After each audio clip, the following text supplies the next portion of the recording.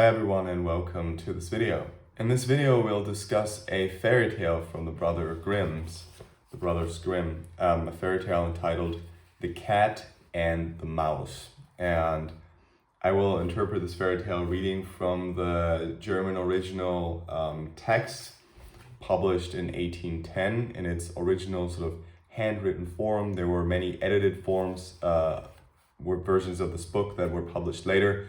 This is the very original form, and the reason why I prefer reading from this and from the original text is original language and not from the English translations, although there are good English translations, is because it gives us sort of the most, let's say, raw and original insight into this sort of the archetypal material. As you remember, the Brothers Grimm documented orally transmitted stories, folk tales, sort of the kind of stuff that people would tell around the fireplace for many years prior to its documentation, and they documented this and made it available in the sort of in written form. It's one of the most successful, I think, if not the most successful books, most sold books ever printed in the German language, and that tells you something. And I'm simply, there's no particular reason why I chose this story. It's simply the first one in this version. So it's on the first actual page 13.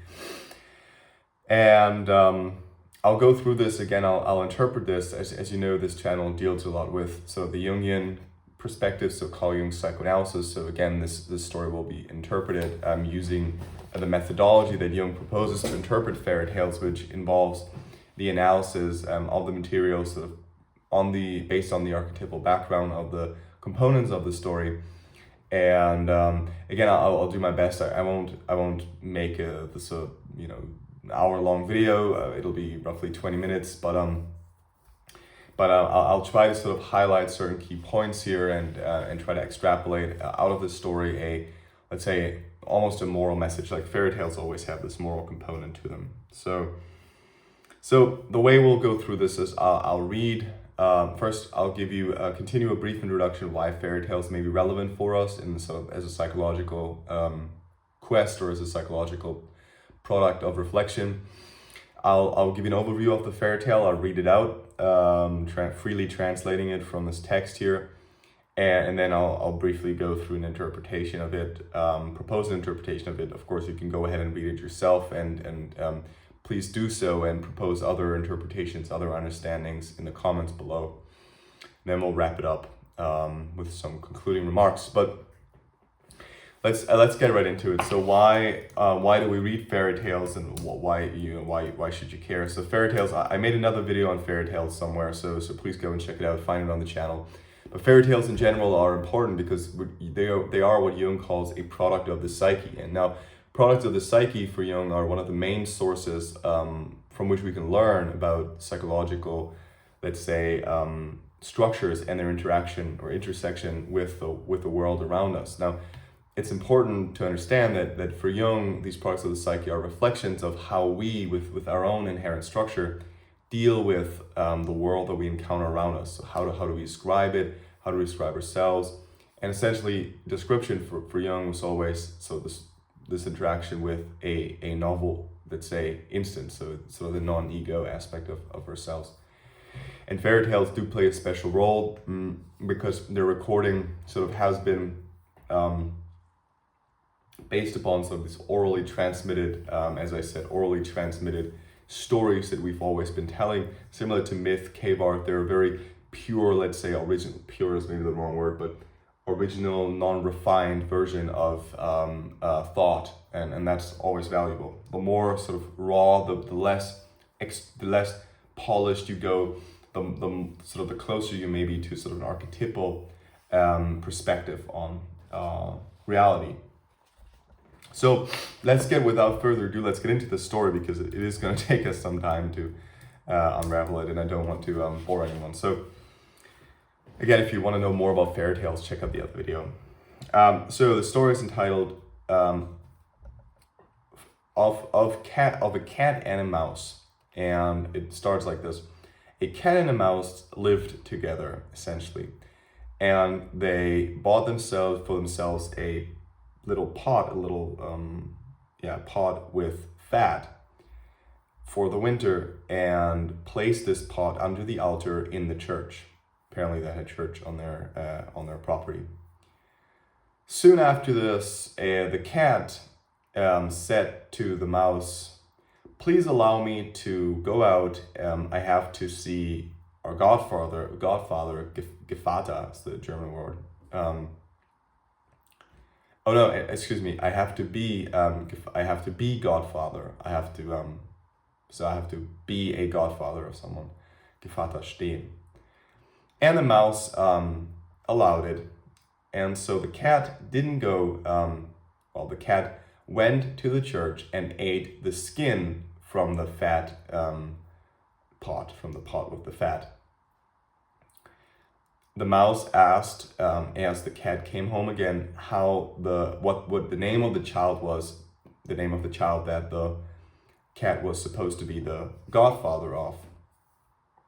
And the cat responded, "Haut ab," which means something like skin off. It's not an actual word in German. It's a sort of a neologism. And soon after this, so the cat essentially makes up a name saying "skin off," which is essentially what the cat did. It ate the skin off the fat. Soon after, the cat again said that it had to be a godfather, and went on to the fat pot and ate it half away. So it ate half the thing, It ate half the pot of fat. And the mouse, when the cat returned, the mouse again asked what the name of the child was that the cat had been godfather of, or is now godfather of. And the cat responded, "Half away," or half empty, right? Essentially, halb aus is the German word, which is it ate the pot half empty. And finally, the cat again had to be a godfather, and telling this to the mouse. And the mouse was now curious and wondered, the mouse was thoughtful and said, skin off and half empty, those are weird names. But the cat went ahead and left and went and ate the entire pot of the fat, and said that the child's name, when the mouse again asked, said that the child's name was fully empty, or simply empty. Fully empty though, ganz aus. But then the cat the mouse shook his head and said fully empty. That's a very bedenklicher, so thoughtful or curious name. Soon winter came, and both of them went to the church. So the cat and the mouse went to the church, to the pot of fat under the altar, and found it to be empty. And then the mouse said to the cat, "You did this. You have eaten this pot as you were going to be the godfather." The cat stood there and said to the mouse, "Be quiet, or I'll eat you up, or I'll eat you." And just as the mouse went to open his mouth again, the cat jumped upon it and ate it. So that's the story. It's I think, sorry, maybe the translation was a little bumpy, but essentially it's very old language. So it's essentially, the idea is there's a cat and a mouse. Again, to summarize, there's a cat and a mouse, and they live together. They have this pot of fat, and essentially, if you think about it, fat here is, I guess, it's on the one hand, as they live together, they want to sort of have a resource for the winter, for the time when sort of they don't have as much food as they may have in the summer, and they sort of store this in a very holy place, right under the altar, where it's supposed to be kept safe for the winter. But on the other hand, fat is obviously also a symbol for sacrifice, and we'll get to that a little later. But just to brush over the story or to go through the story again, the cat, so the sort of the stronger of the two, right? The mouse is sort of the inferior function, if you will. The cat is sort of the superior function. So if you will, the mouse is almost like on the one hand, the mouse, I think, is like the shadow of the cat, if you will, right? The sort of that which is suppressed, that which is smaller, that which is weaker. But on the other hand, the mouse is also the prey, so which makes sense, right? I mean, the mouse in a way is subject to the tyranny of the stronger function. So if you will, the ego is always threatening the weaker function, the shadow function, to simply disregard it and again eat it, like the cat ends up eating the mouse. So that's the sort of heuristic hypothesis that I would put forth in interpreting the story. Essentially, I would suggest that as a sort of an interpretive hypothesis here, that the cat and the mouse are sort of, again, part of the psychic system, and you see that they had made a joint sacrifice together as inferior and superior functions. They had sort of formed a covenant, almost like the covenant that God formed with humans, and said, look, we're going to make this sacrifice together. And fat, again, is this sort of the highest sacrifice that you can make. It's akin to the sacrifice that Abel made to God, right? Abel sacrificed Abel sacrificed the fat of animals, while Cain sacrificed the fruit of the trees, or the fruit of the fields.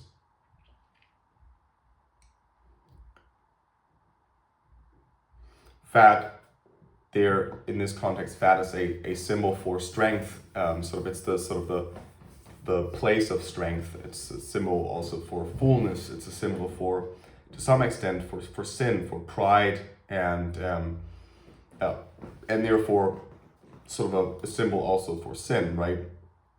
But that's why you sacrifice it. That's why you give it away. You don't want to eat it because it's a bad omen if you ate it, right? In that sense.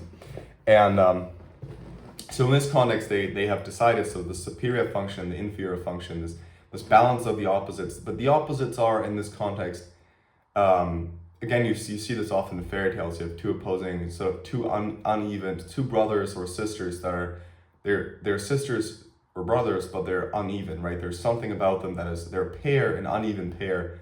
They're twins maybe, but they're uneven. One is maybe stronger, the other is a cripple. You see this in many fairy tales, and you see this here as sort of those are always the two aspects of the same archetype. And again, I think here in this fairy tale, we're moving on the level of the ego that's attempting to integrate something that is within itself, but then again, it's outside itself. And it's quite telling, right? The mouse obviously is the prey of the cat, and it's sort of it's a disbalance, right?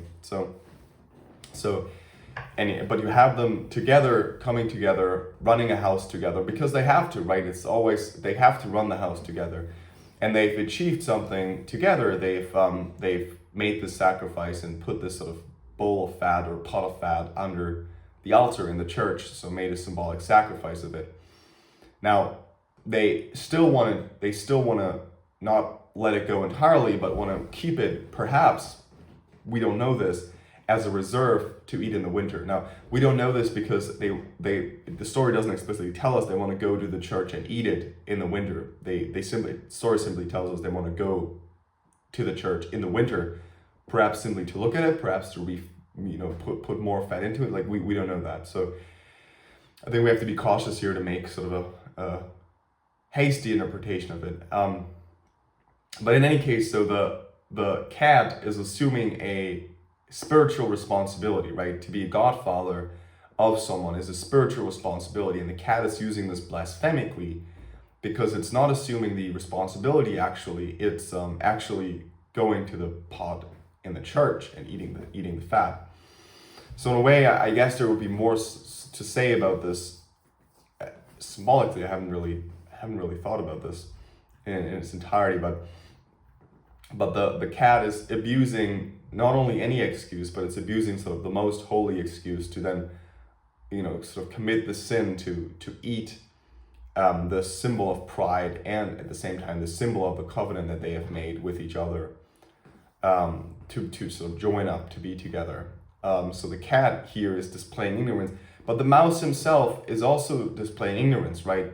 I think we have to mention that too, because the mouse essentially is also willfully blind, right? The shadow, in this case, doesn't rise up. It doesn't do anything against the superior function. It allows the tyranny. And I think that it highlights to some extent, again, that we have to be careful about the ego's tyranny. And that the sort of inferior functions will not always, rise up and say, hey, well, something's going wrong here. Like, you have to, as a whole, and that whole is always represented, again, by the ego to some extent.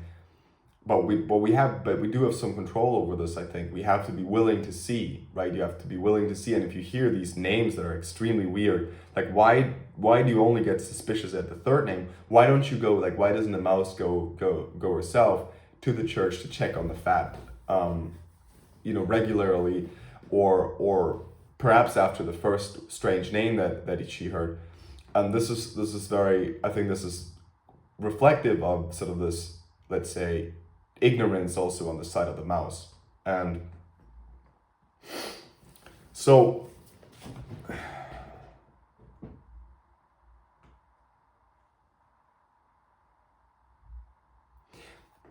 it's not a real sacrifice actually that they've made, right? It's not a sacrifice, it's not a proper sacrifice. They've sacrificed that which they should have sacrificed, again, the fat, but they haven't made this in a proper manner. They haven't sacrificed it properly. And I think here again we see that the importance of again, having your eyes open for betrayal also within yourself, but then also in other contexts, when you make a sacrifice together with someone and you build a covenant with someone, then be careful, because this someone may still, again, betray you. And I think in conclusion, we can say that the fairy tale, again, we were able to amplify the symbol of the fad to understand more about the fairy tale. It highlights to us that it can be helpful to sort of amplify elements of the story to tell us more about its entirety. And again, now it would be the question sort of your personal experience and your personal association with this, with the elements of the story, to interpret it in the context of your own existence and your own unfolding. Again, like, I think any interpretation is only as good as the relation it has to your personal situation, and that'll ultimately endow it with meaning. Yeah, so I'd be curious to hear more about your interpretation of this, and your perspective on certain elements of the story, or the relationship to this,